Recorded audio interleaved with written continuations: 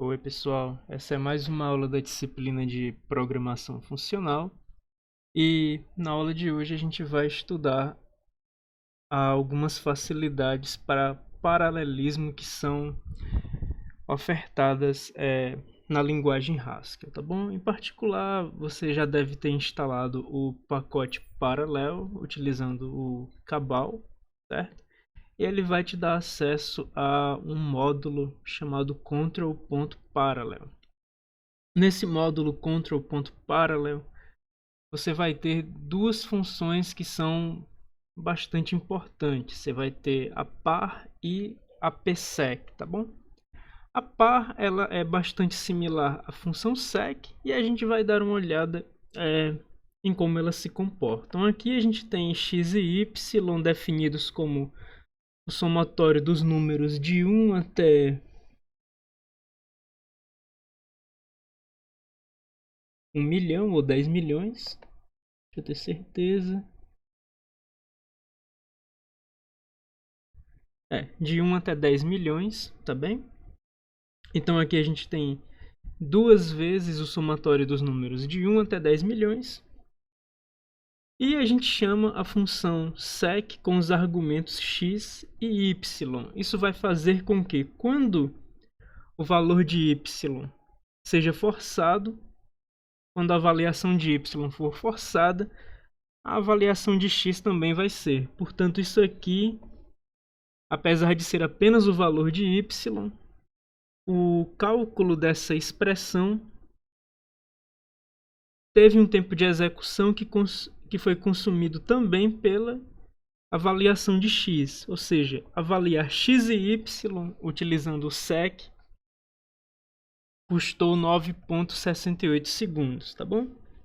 Mais uma vez a gente redefine x e y como sendo somatórios de 1 até 10 milhões, mas em vez de sec, dessa vez a gente utiliza par.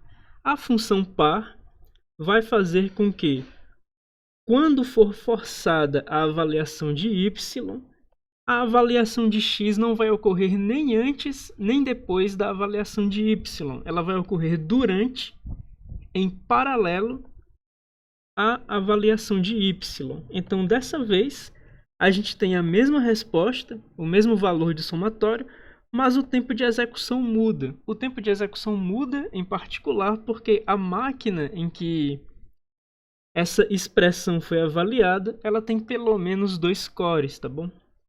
Então, o que aconteceu é que os trabalhos de avaliar y e, portanto, dada a chamada de par, de avaliar x em paralelo, ocorreram de fato em paralelo, já que puderam ser realizados por cores diferentes. E daí o tempo de execução acaba caindo aproximadamente pela metade, tá bom?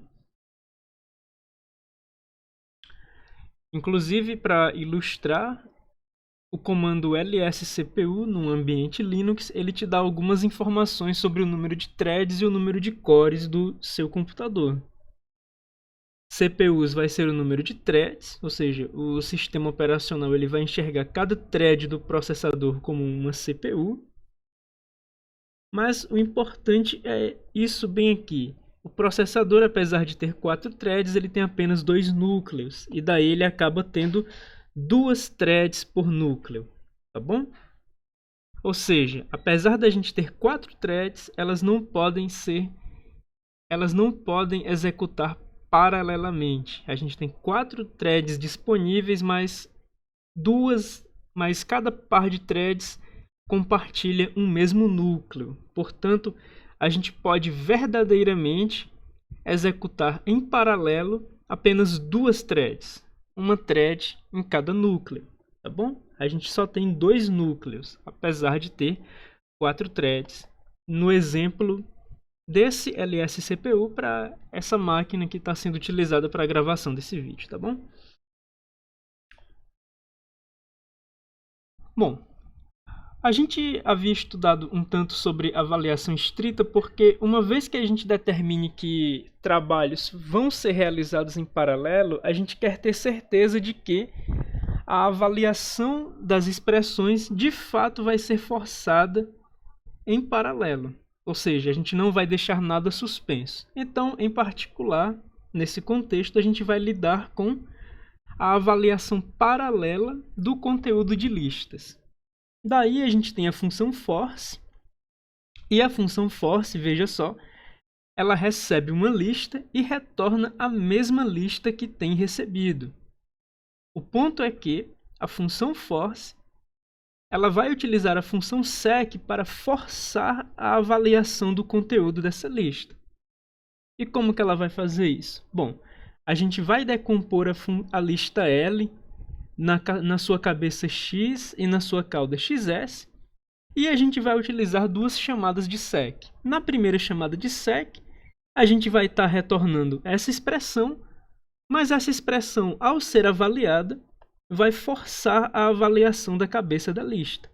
E o que é essa expressão? Essa expressão também é uma chamada de sec que vai retornar, observe, a mesma referência, a referência para a mesma lista que ela tem recebido, e quando essa expressão for forçada, quando for requerido o uso dessa expressão L bem aqui, a função sec vai fazer com que uma chamada de force para a cauda da lista, para XS, seja também avaliada, tá bom? E daí a gente sabe que, recursivamente, a cabeça da cauda também vai ser avaliada e assim por diante, tá bom?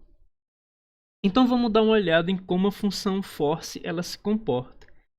Se a gente define uma lista XS como um mapeamento de uma função numa lista, por exemplo, e a gente determina um tipo concreto para a lista, para que ela possa ser armazenada na memória, a gente vai ter a seguinte situação. Quando a gente faz o requerimento da cabeça da lista, quando a gente faz com que a cabeça da lista seja avaliada, a lista XS ela foi avaliada o suficiente para que a gente saiba o valor da sua cabeça. Ou seja, foi avaliada a sua estrutura, de fato ela tem uma cabeça e uma cauda que continua suspensa, e a sua cabeça teve o conteúdo avaliado para que pudesse ser impresso.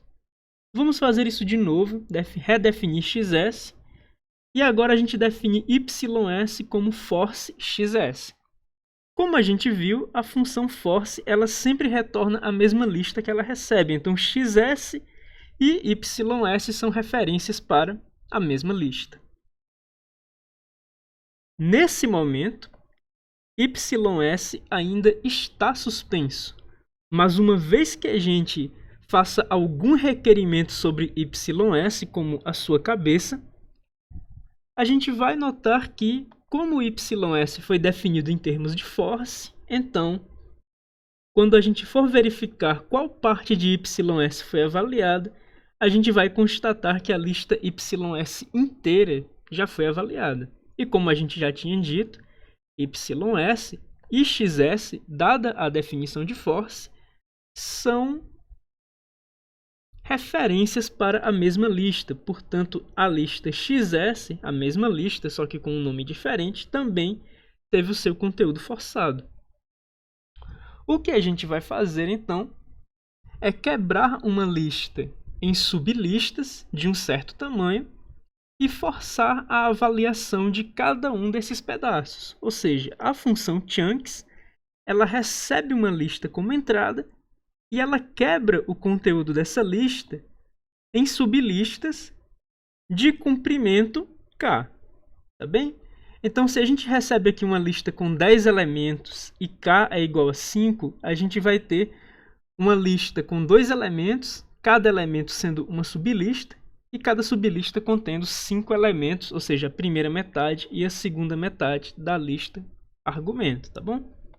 E a gente tem o caso base, e aqui a gente tem chunks sendo definido bastante tranquilamente em termos de split at, ou seja, a gente pega os k primeiro elementos e chama de ps, os demais elementos a gente chama de qs, e daí a gente retorna ps como cabeça de uma lista de listas, e a cauda definida como chunks k, qs, ou seja, a gente também vai quebrar os os demais elementos da lista, para além dos k primeiros, em sublistas de k elementos, tá bom? Então a função chunks ela permite que a gente tenha o conteúdo de uma lista quebrado em sublistas. Com isso, a gente pode forçar a avaliação de cada um desses pedacinhos em paralelo. Dessa vez a gente escreve a função parchunks.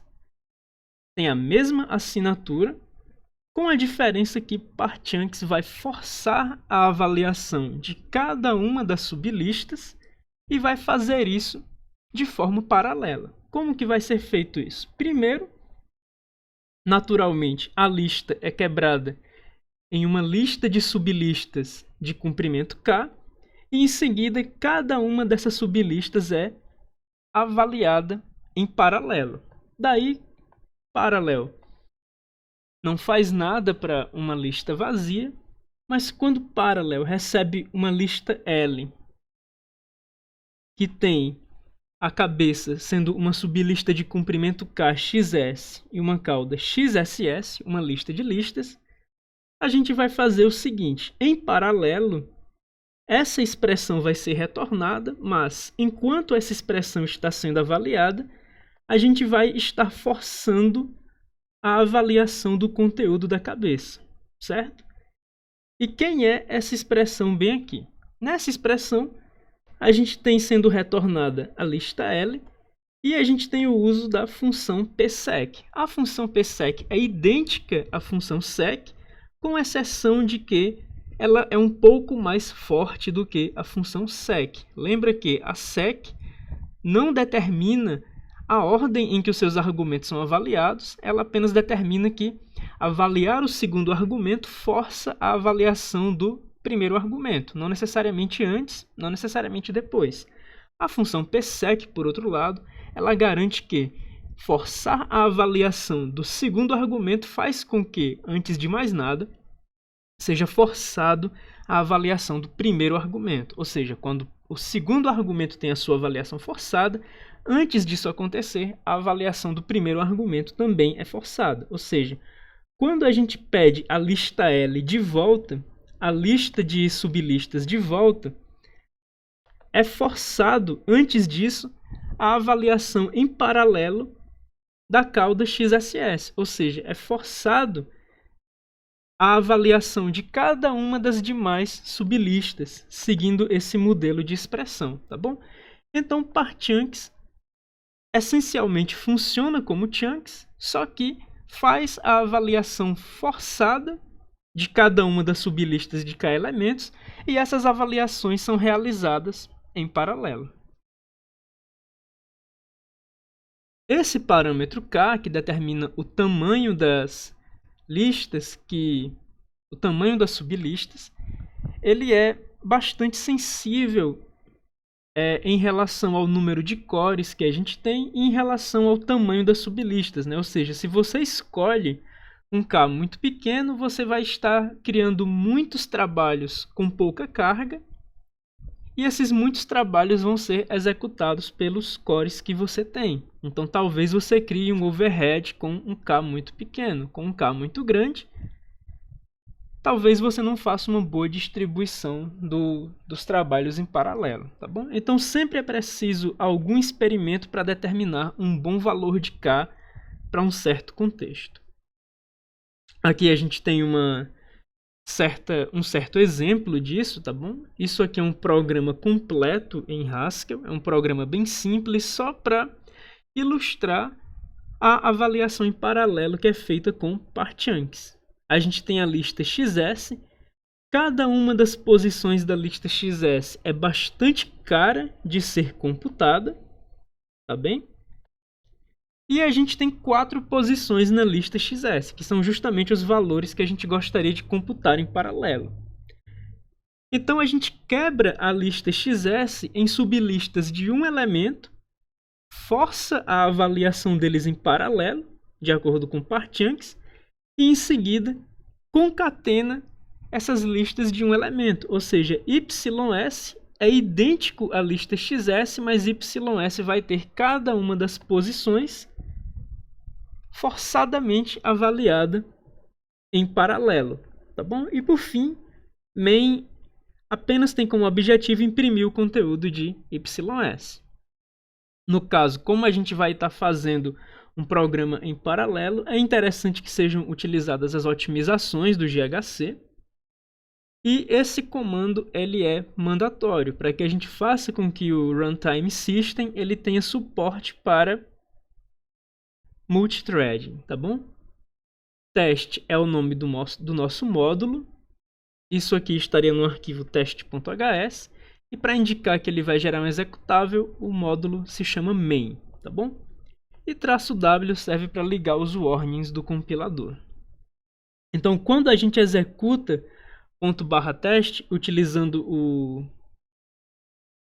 utilizando essa facilidade do terminal, time, para mensurar o tempo de execução de um programa, a gente vai passar para o ./test o parâmetro mais RTS, e mais RTS permite que a gente passe parâmetros para o Runtime System de Haskell. E aqui a gente está dizendo para utilizar apenas uma thread, tá bom? Ou seja, se o nosso processador tem 2 threads, a gente está dizendo que apenas uma dessas threads vai ser utilizada. O que acontece?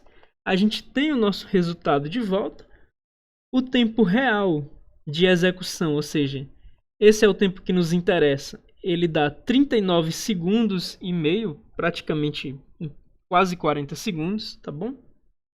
E a gente vai ver o que acontece se a gente utilizar mais de uma thread, ou seja, a gente vai agora mudar o valor desse parâmetro para que o Runtime System possa alocar esses trabalhos em mais de uma thread do processador. Daí a gente agora está executando com 2 threads e observa que não houve uma diferença significativa de tempo. A gente passou de 39 segundos para 33 segundos. De fato, houve uma redução de tempo, mas essa redução ela não é tão significativa. Se a gente antes estava utilizando uma thread e passou a utilizar 2, é natural imaginar que a gente teria uma diminuição mais ou menos de metade do tempo. Nota, no entanto, que como a gente utilizou parchunks1 e a gente tinha uma lista com 4 elementos, a gente acabou criando 4 trabalhos em paralelo para serem resolvidos por 2 threads, tá bom? É interessante que a gente tenha exatamente um trabalho para cada thread. Então, em vez de utilizar parchunks1, a gente vai utilizar parchunks2 no teste.hs, tá bom? Porque assim a gente cria listas com 2 elementos. A gente cria sublistas com 2 elementos. Como o XS tem 4 elementos, a gente cria 2 sublistas que vão ser forçadas em paralelo. Portanto, parchunks2 para uma lista XS com 4 elementos vai acabar criando 2 trabalhos em paralelo. Novamente, a gente faz a avaliação com um core. O tempo real não tem uma mudança significativa, mas quando a gente muda para 2 cores, agora a gente vai ter um casamento ideal. Ou seja, a gente tem, graças a essa chamada, exatamente 2 trabalhos para serem realizados em paralelo, e a gente está utilizando 2 threads do processador.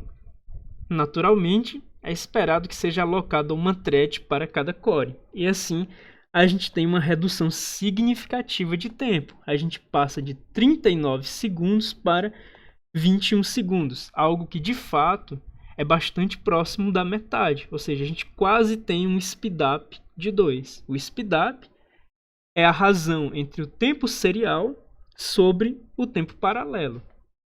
Quando se utiliza 2 threads, não pode haver um speedup superior a 2. Naturalmente, o limite do speedup teórico para esse experimento seria de 2. E na prática ele foi de 1.85, tá bom? Ou seja, a razão entre o tempo de execução serial e o tempo de execução paralela foi de 1.85, ou de outra forma, utilizar 2 threads para a execução desses 2 trabalhos paralelos nos proporcionou uma melhoria de tempo de 1.85. Nosso programa passou a rodar 1.85 vezes mais rápido, tá bom? Vale destacar que alguma perda nesse speedup se deve também ao gerenciamento das threads que é feito pelo Runtime System. Então, em Haskell, vai ser muito fácil a gente criar diversas threads, diversos trabalhos paralelos. No entanto, o Runtime System ele sempre incorre algum overhead e a gente dificilmente vai conseguir atingir speedups teóricos utilizando a linguagem Haskell. No entanto, a gente sempre vai conseguir atingir speedups bastante satisfatórios,